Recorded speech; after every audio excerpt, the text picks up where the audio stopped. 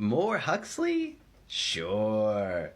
I'll cover 4 of them here, and I'll end with the one that many people consider the epitome of his intellectual career.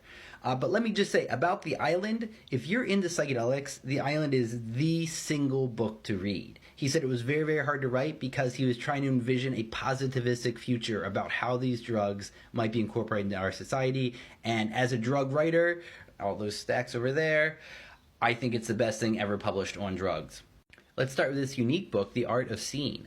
Not many people know that when he was young, Huxley had inflammation of the cornea that left him blind for 18 months, and he had severely restricted vision for the rest of his life. Reading itself was a challenge, and he only had so many hours a day that he could do it.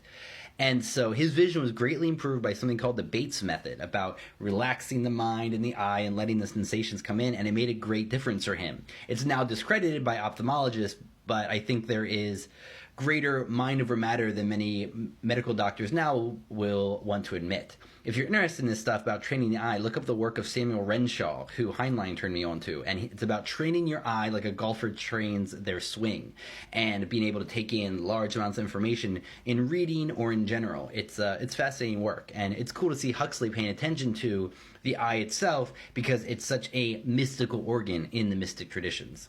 Speaking of mysticism, Huxley has many novels. This is one of them that I enjoyed the most, Time Must Have a Stop. It's one of his philosophical novels, which means it's less novel-esque than it is people saying philosophical ideas in the context of a novel, but he's one of the greatest thinkers of his century, and I know sometimes he is charged with patricianism, being a little bit upper crust kind of guy, but he lived through 2 world wars, and I think he wanted to see a different form of government than what they're having now.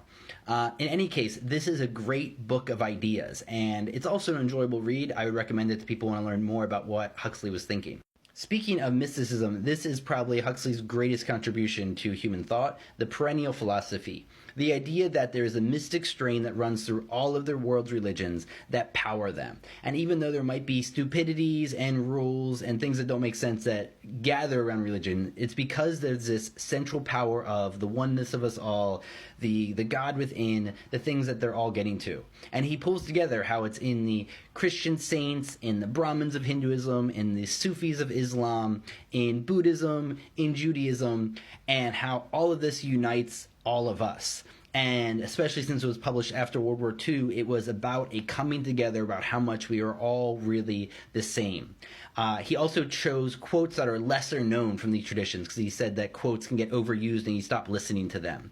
So this is simply one of the most important books in the history of religion and mysticism. And so this is one I would recommend the most by Huxley.